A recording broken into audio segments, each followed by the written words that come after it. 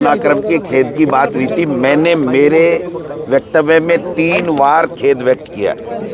दूसरी बात वो कह रहे हैं कि डायस पे जाने की खेद की बात कह रहे हैं। मैंने ये भी बोला है मेरा व मेरे 5 सदस्यों का, जबकि 5 गए ही नहीं थे, लेकिन चूंकि निलंबन इस बात को लेके हुआ है तो हमने कहा है कि वो भी खेदजनक है।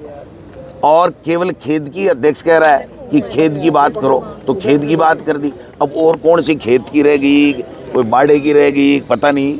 ये बात ये रह गई कि मुख्यमंत्री और स्पीकर के बन नहीं रही है, स्पीकर के काम मुख्यमंत्री कर नहीं रहे हैं। स्पीकर इस सरकार को बिल्कुल कटघरे में खड़ा करना चाहता है, इसको बदनाम करना चाहता है, जिससे उनके काम छोटे मोटे हो जाएं। ये तो है इनकी बात। और रहा सवाल कि आप बताइए कि सदन चलाने के लिए इस तरीके से किया जाता है क्या?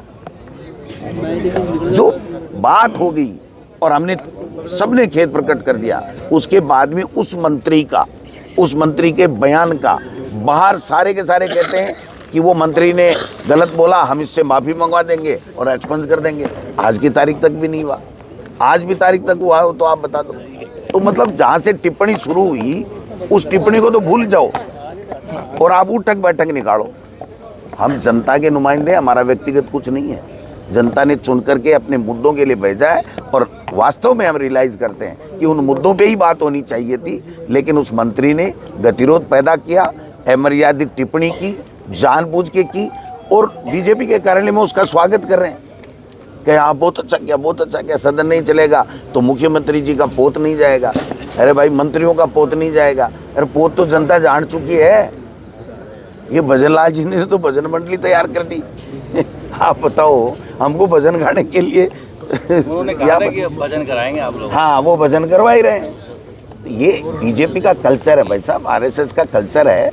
आज पहले ही दिन दिल्ली के अंदर 13 एमएलए को बाहर निकाला है, 159 को लोकसभा में निकाला था। ईडी, इनकम टैक्स, सीबीआई भेज ही रहे हैं रोजाना। तो क्या है ये? तानाशाही थोड़ी है, ये लोकतंत्र है। बाबा साहब का अपमान किस प्रकार से किया वो आप देख ही रहे हैं। क्या टिप्पणी की थी गृह मंत्री ने, किस तरीके से।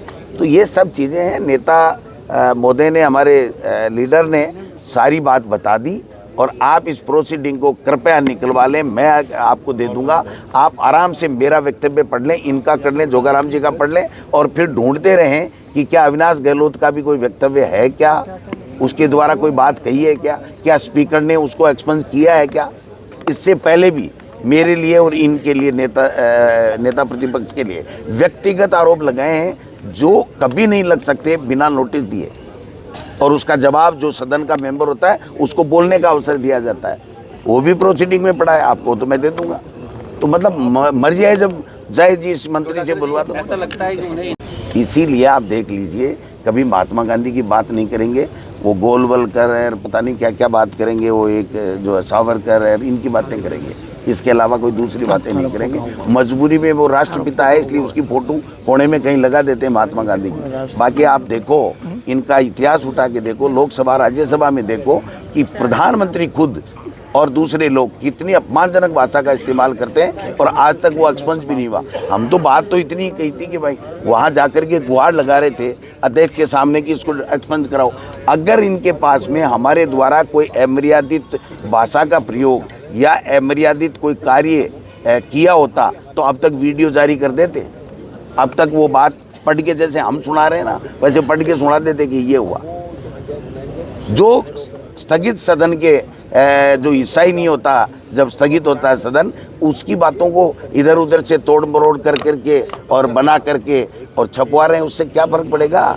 जनता के मुद्दे छपवाओ ना, कि कितनों को अच्छा पानी पिला रहे हो, कितनों को बिजली दे रहे हो, कितनों का इलाज कर रहे हो, क्या क्या कर रहे हो, बच्चों की अच्छी शिक्षा की क्या कर रहे हो। रोजाना समीक्षा समीक्षा समीक्षा। तुम्हारी समीक्षा जनता कर देगी, आने दो चुनाव।